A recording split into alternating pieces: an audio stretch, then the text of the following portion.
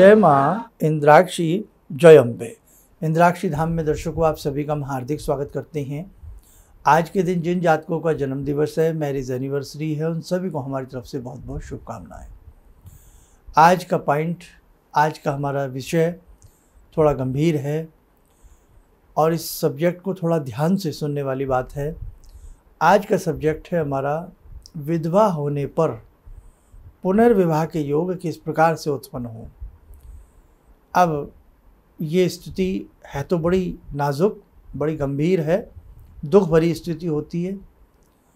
एक किसी का किसी से साथी बिछड़ जाए, किसी भी कारणवश वो संसार से विदा हो जाए, और ये जो जोड़ी जब बिछड़ती है ना, तो बड़ी आत्मा दुखती है, बहुत मन दुखता है, और यहाँ तक के पुनर्विवाह का मन भी नहीं करता।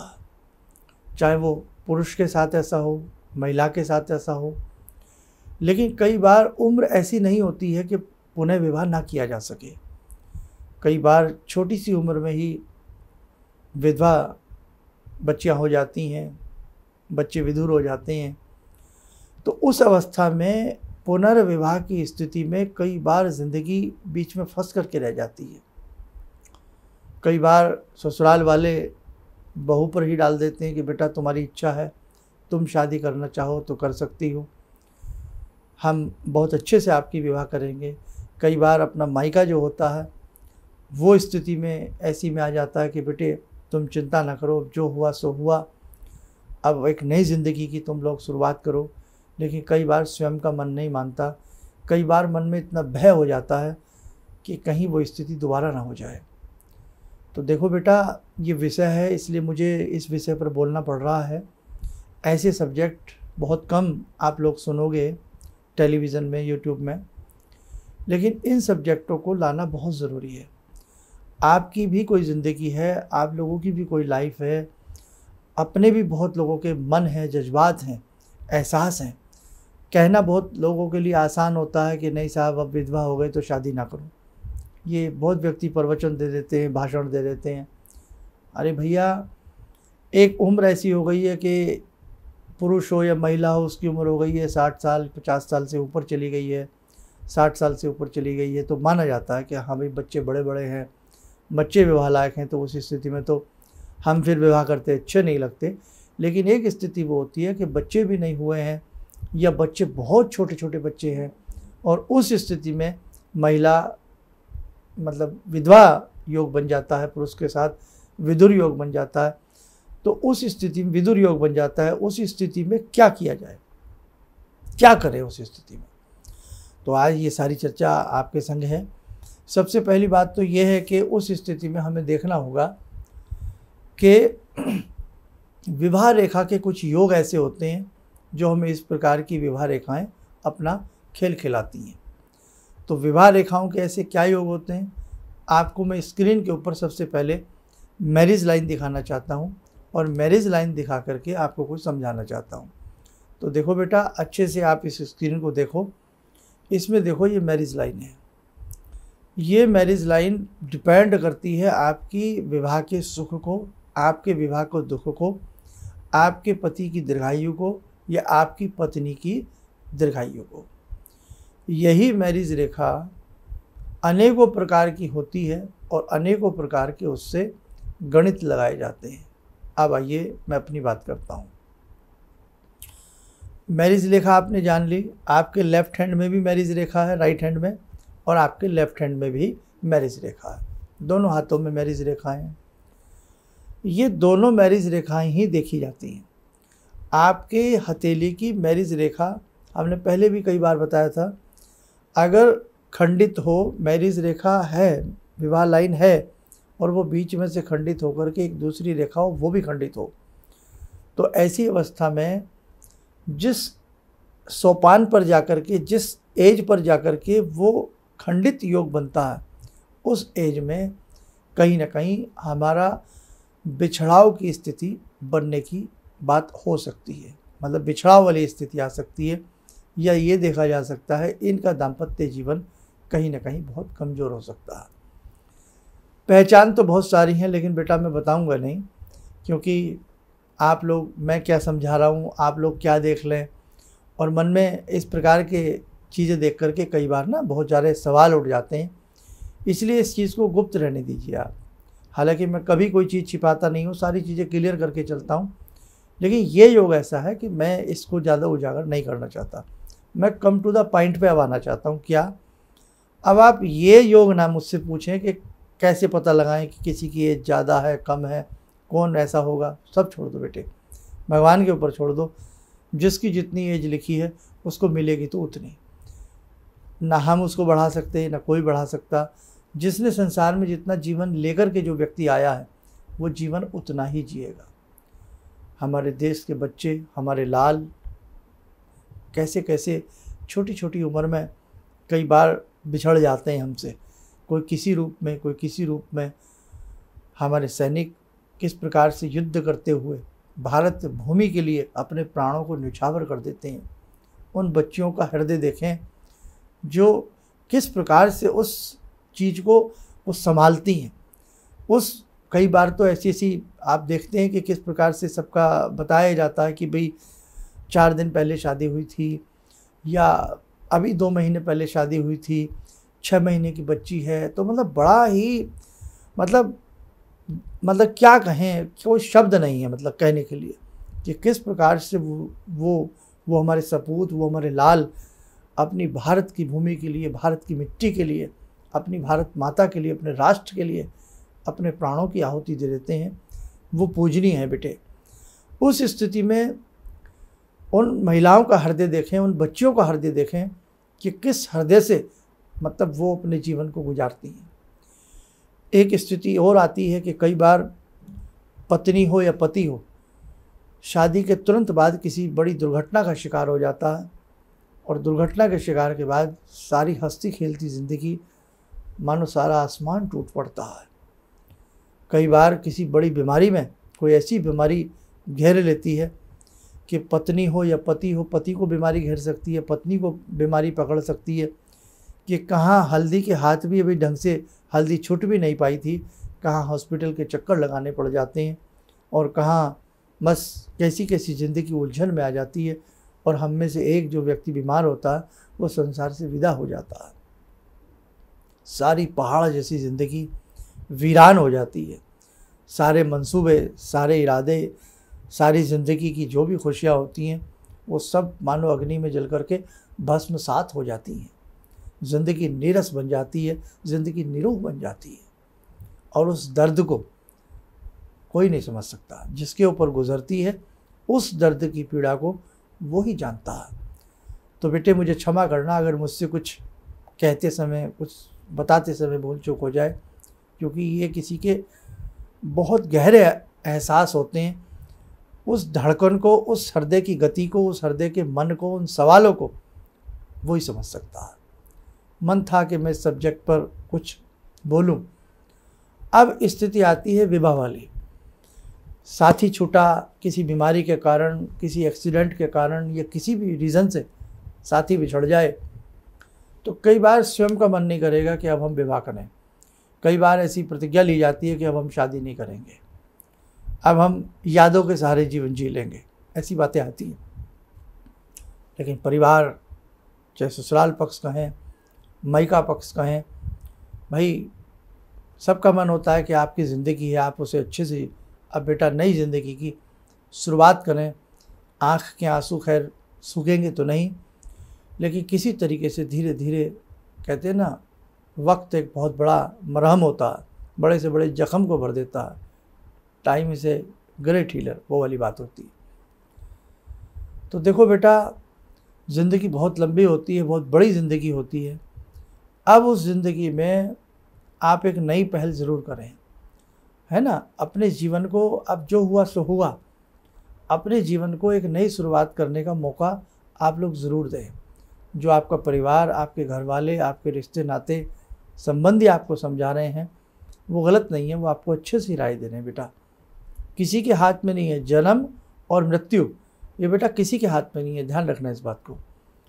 इसलिए नई ज़िंदगी की शुरुआत करनी चाहिए। कई बार ऐसी कुंडलियाँ आ जाती हैं कि माता पिता रोते रोते हमसे बात करते हैं कि साहब बच्ची का मन नहीं है शादी के लिए, हम उसे समझा समझा के थक गए। तो बेटा देखो, अकेला जीवन आगे बहुत ज़्यादा घुटन हो जाती है।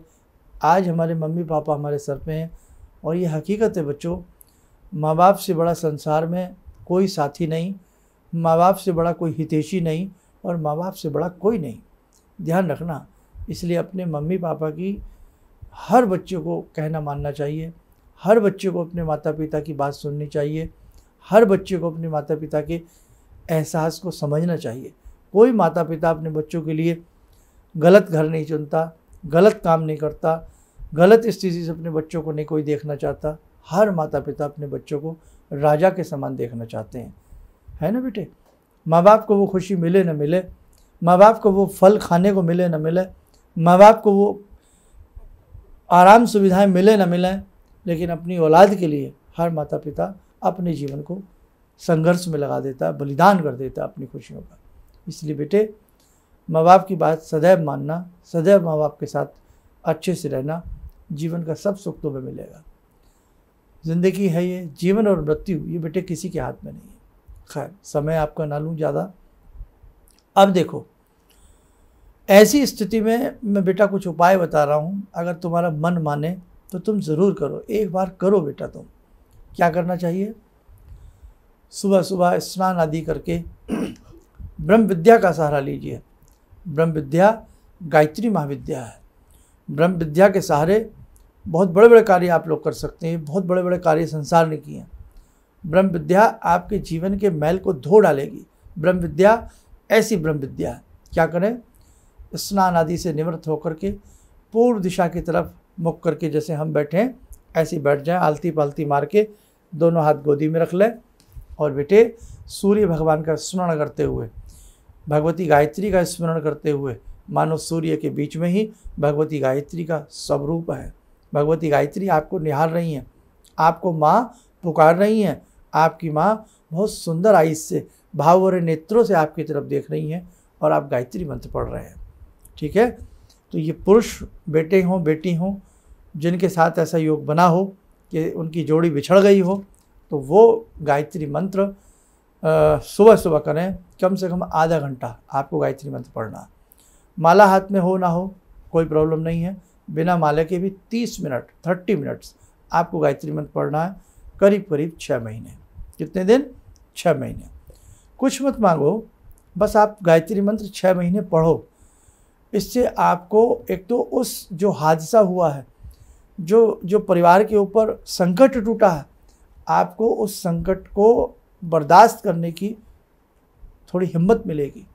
सुख दुख सबके जीवन में आते हैं, लेकिन बस भगवान दुख ऐसा आए जिसको हम सह सकें, जिसको हम बर्दाश्त कर सकें।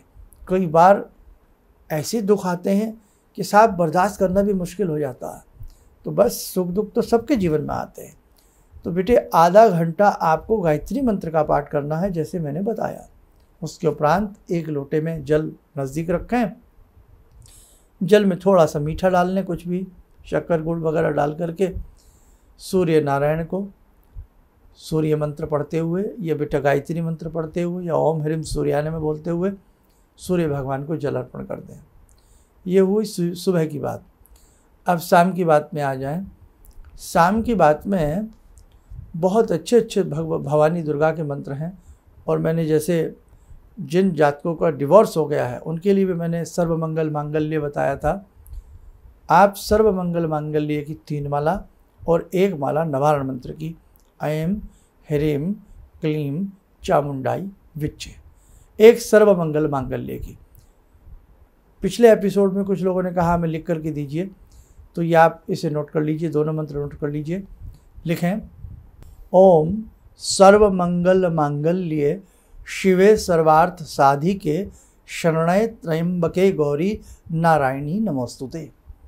दूसरा मंत्र लिखें, ऐं ह्रीं क्लीं चामुंडाई विच्चे। बस 2 मंत्र हैं ये। ऐं ह्रीं क्लीं में हम ओम लगाने की इसमें कोई ऐसी आवश्यकता नहीं है, आप विदाउट ओम ही इसको पढ़ें। 2 मंत्र आपको बताए गए। अब 2 मंत्र आपको याद हो गए, सर्वमंगल मांगल्य और ऐं ह्रीं क्लीं चामुंडाई विच्चे। दोनों मंत्रों का बेटा ऐ जपा जप करें। आप ऐ जपा जप करें। कैसे करें? अद्भुत बता रहा हूँ आज आपको मैं ये बातें। ये उपाय जितने भी हैं 12-1 बजे से पहले दिन में जप जप गायत्री मंत्र का करें। सुबह आपने गायत्री मंत्र किया, उसके बाद अपना बैठते उठते मनि मन ओम भूर्भुवः स्वः तत्सवितुर्वरेण्यं मनि मन गायत्री मंत्र जपें।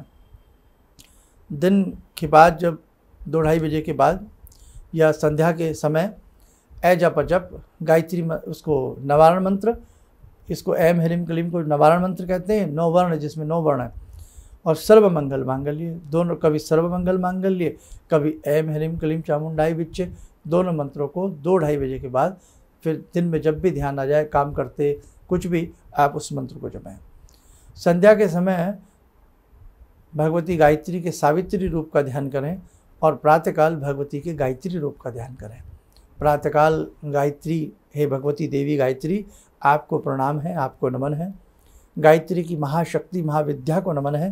हे भगवती हमारे दुख तकलीफ़ कलेश हे भगवती दूर करें, हमारे नए जीवन का संचार हो, हमारे नए जीवन सुंदर बने, एक नए जीवन की शुरुआत हो। हे जगदम्ब भवानी आप कल्याण करें।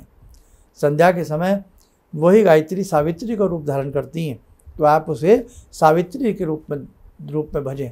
और जितने भी हमारे ज्ञानी जन इस कार्यक्रम को देख रहे हैं वो कृपया मेरी बात को अन्यथा न लें, इसीलिए क्योंकि देखो आप तो प्रकांड विद्वान हैं, आप तो अपने हिसाब से सारी चीज़ें जानते ही हैं, क्योंकि आजकल किंतु परंतु ज़्यादा हो जाती है हर बात में, आपने ऐसा गलत बोल दिया, गलत समझा दिया। तो देखो भैया आपको मैं यही कहता हूँ कि जिन बच्चों से बहुत ज़्यादा विधि विधान नहीं आता, बहुत ज़्यादा कर्मकांड नहीं आता, तो वो अपने साधारण भाव में साधारण भोली भक्ति को करते रहें, तो बेटे आपको आनंद आएगा। इसलिए ज्ञानी जन कृपया मेरी बात को अन्यथा नहीं लेंगे और भोली भाली भक्ति करने का सभी समर्थन करें। तो बेटा इस बिल्कुल मत घबराना इस चीज़ से, आप अपनी भोली भाली भक्ति करो। भोली भक्ति पे सबका अधिकार है, साधारण भक्ति पे सबका अधिकार है। और आप ये मत कभी फील करना कि मुझसे माँ की पूजा करनी ऐसे नहीं आ रही, मुझसे ऐसे दीप जलाना नहीं आ रहा, मुझसे ऐसे षोडशोपचार करना नहीं आ रहा, मुझसे ऐसे हृदय न्यास अंगन्यास करना नहीं आ रहा। ना बेटा ना, सारी चीज़ें गौण पड़ जाती हैं, सारी चीज़ें छिप जाती हैं अगर आपकी भावना प्रबल है। बस सुंदर भाव से, सुंदर भावना के साथ 6 महीने ही जो मैंने आपको ये बताया ये करिए। जैसे जैसे आप करेंगे आपकी ज़िंदगी में एक बड़ा बदलाव आएगा। और बेटे आपकी हथेली की भाग्य रेखा, आपकी हथेली की विवाह रेखा कैसी भी क्यों ना हो, उसमें आपको बदलाव दिखेगा, नए जीवन की शुरुआत होगी। और फिर भी ये और इतना मैं ज़रूर करूँगा, जब आप पुनर्विवाह भगवान की कृपा से सब कुछ अच्छे से होता है, तो उस स्थिति में एक बार जिस लड़के से शादी की जा रही है, अगर आपके पास कुंडली है तो किसी अच्छे मर्मज्ञ विद्वान व्यक्ति से कुंडली एक बार मिलवा लें, और थोड़ा सा अच्छा लगता है। कुंडलियाँ नहीं हैं तो दोनों लोगों की हाथ की रेखाएं भी मिलाई जाती हैं, उन रेखाओं से भी बहुत कुछ पॉजिटिव बातें या जो भी कुछ कमजोरी है उसके उपाय, उसका हल, उसका सोल्यूशन भी नज़र आता है। ठीक है, तो इतना भर करिए, आपको कहीं ना कहीं जगदम्बा की कृपा आपके ऊपर ज़रूर बरसेगी और आपकी जो ज़िंदगी एकदम आंसुओं से भर गई है, नीरस हो गई है, आपके होठों पर भी हंसी आएगी, आपके जीवन में भी मुस्कुराहट आएगी। इसलिए ध्यान रखना, अगर ये विधवा का योग किसी के साथ बनता है या विधुर का योग बनता है, इसे एक अभिशाप बेटे ना समझें। ये एक जीवन है, धूप छाँव की तरह जीवन में सबके साथ सुख दुख आता है। इसलिए हमारी सोसाइटी को, हमारे समाज को, हम सबको हमें बहुत सोच समझ करके बहुत अच्छे से सबका साथ देना चाहिए।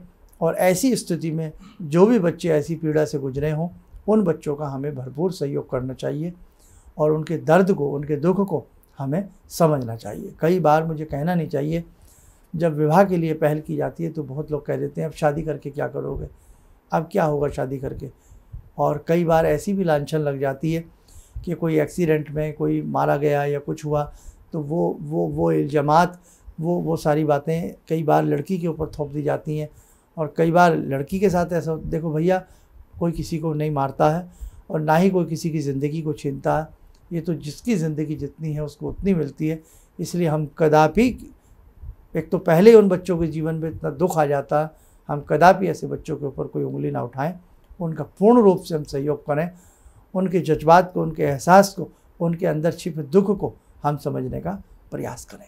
चलिए आज की ध्यान साधना से जुड़ते हैं जगत जननी जगदम्बा से। और आज हम सब मिलकर के प्रार्थना करते हैं उन सभी अपने बच्चों के लिए, बेटों के लिए, बेटियों के लिए कि हे जगदम्बा कभी किसी की जोड़ी ना बिछड़े और सभी सही सलामत अपने घरों में हष्टपुष्ट बना रहें। हे जगत जननी मंगल करणी, आप सबके ऊपर कृपा करें।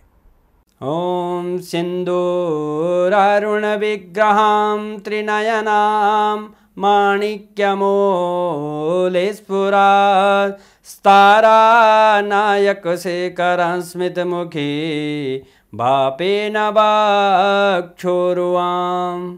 पाणिभ्यामलपूर्णरत्नचषकां रत्नोत्परां बिभ्रति सौम्यां रत्नघटस्थरक्तचरणां ध्यायेत् पराम् अम्बिकां खड्गं चक्रगदेषु चापपरिगान् शूलम्बुशुण्डिं शिरा शङ्खं संदधतीं करे स्त्रीनयनां सर्वाङ्गभूषावृतां नीलास्मद्युतिमास्य पाददशकां सेवे महाकालिकां यामास्तो स्वपितैहरो कमलजो हन्तुं मधुं कैटवम् विद्युद्दामसमप्रभां मृगपते स्कन्दस्थितां भीषणां कन्या विहकरवालखेटविलसा धस्ताविरासेवितां हस्तेश्चक्रगदाशिखेटविशिखां चापं गुणं तर्जनीं विप्राणामलिलात्मिकां शशिधरां दुर्गां त्रिनेत्रां भजे। कवच बना लें, ध्यान करें, जगत जननी का शुभ आशीष हम सबके ऊपर बरस रहा है।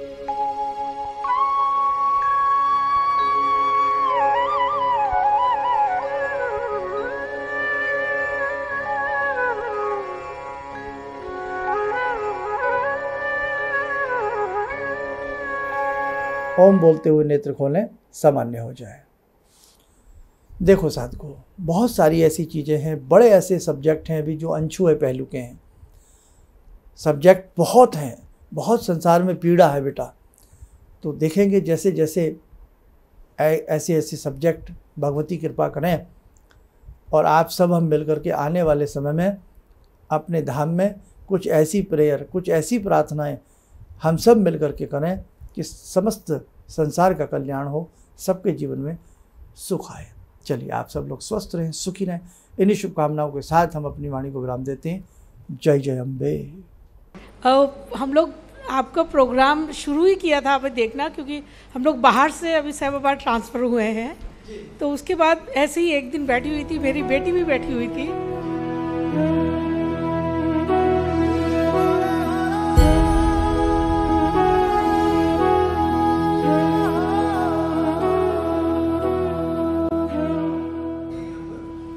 उस टाइम उसके पास जॉब नहीं थी। थोड़ा टाइम उसने जॉब छोड़ी। मैंने एकदम से बोला उसको कि तुम ये लगाओ फ़ोन, और पहली बार ही में ही उसका आपके साथ फ़ोन लग गया। पहली बार ही उसका फ़ोन लगा और आपने कहा कि उसको बहुत अच्छी नौकरी मिलेगी, और थोड़े दिन बाद ही उसको बहुत अच्छी नौकरी मिल गई और वो बहुत अच्छी नौकरी कर रही है। धन्यवाद बहुत इसके लिए। किसी भी समस्या के समाधान के लिए मिले प्रसिद्ध हस्तरेखा एवं वास्तु विशेषज्ञ प्रोफेसर धर्मेंद्र शर्मा जी से। नोट: शिविर में भाग लेने हेतु एवं व्यक्तिगत रूप से मिलने के लिए कॉल करने का समय सुबह 10 बजे से शाम 6 बजे तक। हमारे विभिन्न ज्ञानवर्धक कार्यक्रम देखने के लिए आप हमें अभी सब्सक्राइब करें, बेल आइकन को प्रेस करें ताकि आप देख सकें हमारा कार्यक्रम सबसे पहले। और अधिक जानकारी के लिए फेसबुक पेज को लाइक करना न भूलें। Yo